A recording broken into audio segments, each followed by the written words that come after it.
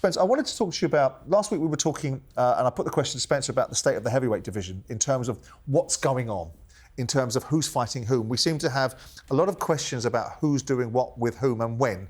We don't know what's happening with Usyk, albeit he's turned around and said he's going to fight until he's 41 now, apparently. Yeah. We don't know what's happening with Tyson Fury. We don't know what's happening with AJ. We don't know where we are with Daniel Dubois. We don't know who Caballero's fighting.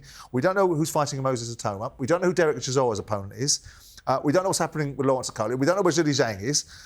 We don't know where Deontay Wilder is. And we haven't heard much of Martin Piccoli. So it feels like I've just listed the whole heavyweight division. We know what's happening with you because you should have been fighting Jamie TKV and that will come round. But do you get the impression that the heavyweight division seems to be, despite the fact I'm listing all these great names that we would want to be seen fighting, all of a sudden looks like it's a bit icklety-picklety and all over the place? Well, at one point it's flying and we can't get enough of it, can we? You know, every other week there's a huge heavyweight fight going on. And I imagine it'll come back around again. Like I keep seeing Ajit Caballero. I've heard rumours he's going to be fighting. AJ and Fury, I've sort of took them out of the conversation for a minute because obviously they are who they are, but they're not been in competitive fights. And I think AJ's just over a year. Fury might be that long as well.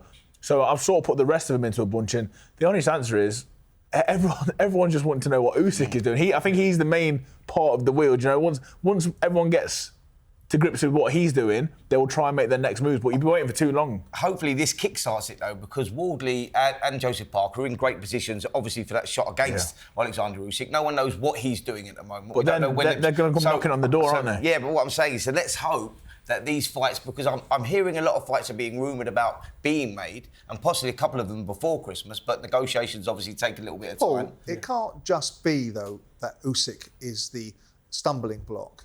I mean, do you think there's a change in direction in the Saudis' mentality and Turkey? Because I think there's some money coming out of the room. I think they're pulling back a little bit. I think that Frank and Eddie, certainly Frank, has constantly said, why are you paying that? And it was a great period of time. The fighters got paid, and I always want the fighters to walk out of the room with the most money, right? But do you think that there is a sea change in what's going on? Or are you in the same camp as potentially these boys, that Usyk, the moment Usyk flicks the light switch, all the other dominoes fall into place? Yeah, a bit of both. I think there is definitely being a little bit of a tightening of the purse strings, let's say. And obviously, I don't think that model would have been sustainable for forever. You know, it's not just all of a sudden every show is going to be a Riyadh season show or a Ring magazine show, and there's buckets full of money and bags of money. You know, I think ultimately it is going to tighten up. How does that affect the mentality, though, Paul? The minute Usyk is ready to fight, he'll be ready to fight. Now, yeah. We played a little video in here a while ago from dancing, and people saying he's meant to be injured. Yeah. And a couple of people got the backs up over it. I felt no problem with it whatsoever. He's earned the right to be injured if he's injured. Even if he's got a niggle or a short little twinge, he's got a right to have all the rest he wants because of the fight he's just had and the work he's done to unify the division. But the only thing you want there are mandatory challenges sitting waiting, and I do get that. But the flip side of that argument is that, but you know, he is a man of great integrity, and we all said in the same conversation, if anyone's earned the right to perhaps have some latitude, it's him. Yeah. But by the same token, he was the first person to acknowledge the opportunity that Anthony Joshua gave him. So really and truly, he should be perhaps signposting it very clear to people. This is when I'm going to do things. This is what I'm going to do. He said he said he would, and he did to Dubois. Let's say, and he has said that he will do that. And I hope he does stick to that, because I want to see the belts being fought for. Do you think? I mean, I make the point that some of the money's coming out of the room. How challenging do you think that's going to be for the landscape, Paul? Because if you've created inflation in a boxer's mind, and that all of a sudden they can see there's money to be made by fighting with the Saudis on certain cards. And all of a sudden the Saudis get some commercial thinking and go, right, we've done our seed capital now, we've created our spectacle, we're now the kings of boxing, but we actually want to make it a little bit more commercially sensible, so we're going to start pulling some of the money out. How difficult is that going to be for fighters to readjust to, inflation's gone up here, it's going to come back down again, and you're going to have to see shows wiping their mouths, washing their faces in the same way they had to do previously. Difficult, but it's also in the case that when Spencer was fighting, there wasn't as much money as in. When I was fighting, there's certainly not as much money as there is now. And it's like, you always see the old footballers talking about, in my day, there wasn't, like, we're probably like that in the old fighters. But it's going to come back to that, whereas there was a lot of money in at that time when the Saudis first got involved, and the influx of money came in to make these shows, to, as you say, to plant the seed. And now that's how it is. But fighters talk. I've been there. I've been there as well. I've been there. Yeah. So I've had the opportunity to box on the Saudi show. It didn't go as planned. And now, obviously, considerable I'm getting paid a lot less than I was for that. So how have you priced that into your thinking? So into my thinking, it is the goal is to be successful, to get back to being on them shows. Now, if you're telling me that the money in them shows isn't what it was then, that's not really a problem because it's still probably more than what we're getting, in I think England. on the flip side, like obviously boxing has grown as a sport with the involvement of Saudi Arabia, Turkey, Al Sheikh, getting these fights back together. It's re-engaged a lot of fans, and I think so. Therefore, the shows are becoming bigger. One, originally Alexander Usyk and Daniel Dubois, wasn't that originally not a Riyadh season show when they put that show together? I remember Frazer saying. What I'm saying is these big shows at big stadiums can be made without them, and obviously the fighters had agreed terms and whatnot. But they don't always have to have Riyadh season behind it to get Saudi money out of it, does it? Yeah. They're in an ideal world. Why do you think Usyk hasn't hung up his gloves? I mean, he seems to. He's beaten everybody now. He's beaten everybody. So what is the necessity for him to continue fighting, in your view? Is it because he thinks there's another big fight out there, another big payday with the Saudis? I mean, it doesn't strike me that his primary motivation is money. He wants to get paid what he's worth, right, like we all do. But why do you think he's not packed in? I think at the very top, going out on his terms. I think, again, he's a fighter. He's competed at top level for a lot of years now, whether that be Olympic Games or as a professional. And I suppose it's not easy to just... It's your identity, Simon. Like when you've been doing it for that long. I bet it's not easy to make that decision and say, but I'm he's not very going to do it clear. anymore. I mean, he's talked about, I'm going to stay till I'm 41, but I'll tell you what I'm not doing. I'm not fighting Moses Atalma. Yeah. Because Moses Atalma doesn't like to bash up grandpas, is apparently his terminology. So he knows what he's not doing, what he will do. He's just curious to see. Look, let's have a listen to Frank Warren talking about the potential of Usyk or Fury, a whole raft of things. He's the one who's getting punched in the head. He's the one who has to decide who he wants to fight. And that's the bottom line of it. He's 30, what's he now, Tyson? 36, 37 years of age. He'll want to do what he wants to do. And either of those fights, the public will buy them and watch them. Why wouldn't they watch them? They're both great fights. And obviously the Joshua fight has a bigger story. But for Tyson, in his head, he feels he can win. He can beat Usyk. Whether he can or not, we'll see if it happens. And these are all ifs. I don't want to bully a good man who's obviously got the flu. But, Frank, here's the thing. If you don't manage to make Fury AJ, will that go down as one of your big career failures? Yeah, I'd like to see the fight. Yeah, of course I'd like to see the fight. I'd like to see it happen. I'd like to see it happen purely for the reason I believe that Tyson has the beating of AJ. Boys, where are we at as a collective on Usyk Fury 3? Does anyone particularly have a hankering for that? I haven't got a problem with it because I think the first two were great fights. They were close enough to warrant a third fight. When we see trilogies, it certainly warrants that, and that's probably where Fury's motivation comes from, wanting to reverse that, and that's why he talked about wanting to box Usyk over AJ.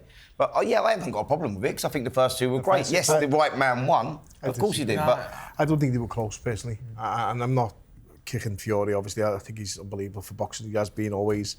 He's a legend in British boxing now, but I think that I don't really have an appetite for it. No. But I'm a bit of a hypocrite because I have an appetite to see Fury AJ. I would still probably buy a ticket. Good, but you haven't seen it though, have you? No. I've never seen it, so I'd still rather see that. I would still like to see even this stage. What is the point in everyone else trying to be a contender? Joseph Parker, Ajit Caballero, Fabio Wardley. They're going to be locked out. Yeah, they must hear these conversations and think, well, what is the point? Because isn't that up to the sanctioning bodies to pull rank on whatever people think but they they're not going to. do? They won't. They're like Tyson Fury comes calling. They get the 3%, don't they? But I think that the WBO will. Let's say Joseph Parker comes through. And he's got his opportunity, and everyone's been waiting for that one. You go, that's a good fight, Parker versus Usyk. It's like, but Parker would probably be the next best heavyweight up there. Great fight. If Usyk decided not to fight him, that WBO title would vacate, and I think then we would get opportunity for other fighters. But it's great. That would be great for everyone else. I'm talking. There's people in the divisions that aspire to be world champions. Yeah. Now they need to see that movement at the top to keep that hunger, because if you take that away. Remember, before the time comes, everyone's going to be gone eventually. Do you know what I mean? But that's why the sanctioning bodies have got to be made to be kept honest, haven't they? It's all well and good that they like to get their 3%, and Usyk can pay for 3% for all of them. But the fact of the matter is that you've got mandatories, you've got to do it, and they should be made to do it. Did you like the first two fights? Did you enjoy the Usyk Fury fights? Yeah, I think they were very good. I think the build-ups were great, and I think The first one, I was there live, and I thought it was a great contest. I thought it swayed and it flowed, and there was times where I thought, oh, Tyson's going to do this, and then after that, I was convinced that Usyk is the best heavyweight of the generation because the way he turned things around. The second fight, I think again it was a competitive fight, but I think for me there was still only one clear winner. Yeah. Even I know there's been a lot of argument about that, to be honest, but if you watch it back, there's no if you've scored a boxing fight before, there's no doubt in my mind that Usyk won the fight. So we are effectively saying that Tyson Fury, suggesting he won that fight or one of those fights, is deluded. I think so. Yeah, me too. Right, well, we'll see. I mean, I'm in the camp of I want to see good fights. Can anyone make a case for Can you Fury? make a case for Fury, Usyk 3? Economically. Yeah, I'm saying, would you... Economically. Because first and foremost, the question that abounds, where does this fight get put on? Because they're only going to step into the ring, certainly Fury and certainly Joshua, if they're getting paid and paid properly. Which means the question is, can you have these fights in the UK? Which is the disappointing flip side of this, because there's really only one. If I'm pivoting off Fury versus Usyk and pivoting into Fury versus Joshua, there's only one place that really should be, is it should be in London. But you know, if you put it in London, how are you going to get it funded to the level that Fury and Joshua will anticipate that they're going to get paid for this fight? If they want to see north of 50 million quid, it has to be in Saudi, which is a tragedy to some extent. Do you think it could be in a football ground in Old Trafford or something, let's say, in May or June or something? Do you think stick it in Wembley, get 100,000 people. What are you going to get? You're going to get 10, 12 million in gate receipts. Where's the other 88 million pound coming from? Another question for you. So let's say we do get the fight, AJ versus Fury, and it does happen in the summer. Do you think they would fight without a world title tag on it, or do you think that one of those titles, if they fragment, would go, well, we'll boycott it, even though you're the interim champion, we're going to allow these guys to box for it, because that seems to happen with the governing bodies as well. And I can see that happening. Yeah, so can I. Yeah. So can I. But I think that the thing about this fight is that it's about the scale of the fight. It's the fact no one's seen it. It's got rarity. It's got the reputation of two, arguably, the most bankable heavyweights, or not arguably, factually, the most bankable heavyweights in the last 10 years. Usyk, all day, best fighter, but he doesn't bank like Fury and Joshua. And so that brings the Saudis to the conversation. The interesting thing for me would be, can we do what we did with Daniel Dubois versus Anthony Joshua at somewhere like Wembley with some Saudi money behind it to make it happen in the UK? Yeah. That's what should happen to some extent. If we then everybody gets all their boxes ticked, don't they? And just one more thing on the Fury Usyk 3. The only one saving grace for me is, you know, with it being Tyson Fury, I do now and then wonder, what if? You know, just because he's turned so many things around. Like obviously, remember the time when he was going to retire from boxing? Yeah. Now, if anyone could possibly turn it around, just judging on what he's done before in the past, maybe it could be him. But that's the saving grace. The difficulty with that equation, and I think Paul would probably agree with me on this, is that it's one thing turning it around against somebody like Deontay Wilder, who can whack but can't really box. Well, yeah. But when you're fighting against an absolute supreme fighter like Usyk, it's not turnaroundable, is it, Paul? No, it's quality, and there's no real signs of him aging just yet. And I feel that there are signs in Fury, there are signs in AJ. And again, I mean this with full respect to both of them. They've had unbelievable careers, but every career, and Father Time catches up with us all, every career starts to come to an end. And I felt Wilder was showing that against Fury. I felt Fury has shown that. I felt AJ has shown that. And we're yet to see a lot of it from Usyk yet. Maybe a little touch in the last fight, but I still think he's relatively all there, and he's still relatively young in his mind and body. We will see.